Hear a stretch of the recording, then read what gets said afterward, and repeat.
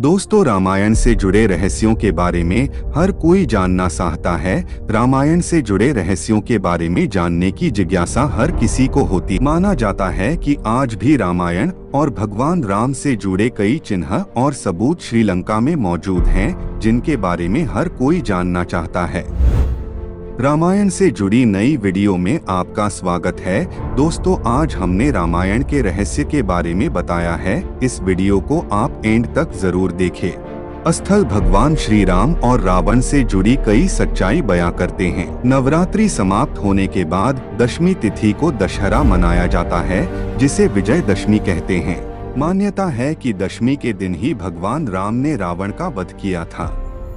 एक रिसर्च में दावा किया गया है कि करीब 50 ऐसे स्थान हैं जिनका संबंध रामायण से है। इस रिसर्च के मुताबिक एक पहाड़ी में बनी गुफा में आज भी रावण का शव सुरक्षित है। यह गुफा श्रीलंका के रैगला के घने जंगलों में स्थित है। बताया जाता है कि भगवान श्री राम के हाथों रावण के वध को 10,000 साल से भी ज्यादा हो गए हैं। जिस गुफा में रावण का शव रखा गया है वह रैगला के जंगलों में 8,000 फुट की ऊंचाई पर स्थित है। यहाँ पर रावण के शव को ममी बनाकर एक ताबूत में रखा गया है। इस पर एक खास किस्म का लेप लगाया गया है, जिसके चलते हजारों सालों से वो वैसा का वैसा ही दिखता है। आपको बता दें कि यह शोध श्रीलंका के इंटरनेशनल रामायण रिसर्च सेंटर द्वारा किया गया है। इस रिसर्च के मुताबिक 18 फीट लंबे और 5 फीट चौड़े ताबूत में रावण का शव रखा गया है और यह भी कहा जाता है कि इस ताबूत के नीचे रावण का बेशकीमती खजाना भी है। लेकिन हैरान की बात यह है, इस खजाने की रखवाली एक भयंकर नाग और कई खूंखार जानवर करते हैं। मान्यता है कि जब भगवान श्री राम ने रावण का वध किया था, उन्होंने उसके शव को विभीषण को अंतिम संस्कार के लिए सौंप दिया था। लेकिन विभीषण ने राजगद्दी संभालने की जल्दी में रावण का अंतिम संस्कार नहीं किया और शव वैसे ही छोड़ दिया।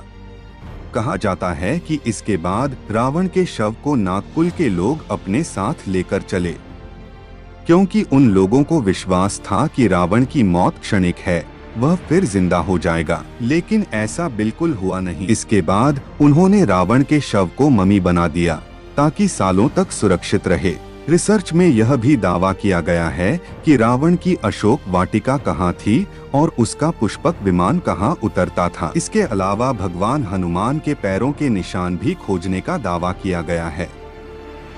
लेकिन इन सभी चीजों की प्रामाणिकता अभी तक सिद्ध नहीं हो पाई है। ये तो हम सभी जानते हैं कि रावण सोने की लंका का राजा हुआ करता था, परंतु हिंदू धर्म के कई ग्रंथों में रावण के जन्म से संबंधित कई कथाओं का वर्णन मिलता है। वाल्मीकि रामायण के अनुसार रावण पुलत्स्य मुनि के पुत्र महर्षि विश्रवा और राक्षसी कैकसी का पुत्र था। वाल्मीकि रामायण के उत्तरकांड में वर्णित कथा के अनुसार पौराणिक काल में माली, सुमाली और मलेवन नाम के अत्यंत क्रूर दैत्य भाई हुआ करते थे। रावण को दशानन कहते हैं। उसका नाम दशानन उसके दशग्रीव नाम पर पड़ा। कहते हैं कि महातपस्वी रावण ने भगवान शंकर को एक एक कर अपने 10 सिर अर्जित किए थे। उस कठोर तपस्या के बल पर ही उसे 10 सिर प्राप्त हुए, जिन्हें लंका युद्ध में भगवान राम ने अपने बाणों से एक एक करके काटा।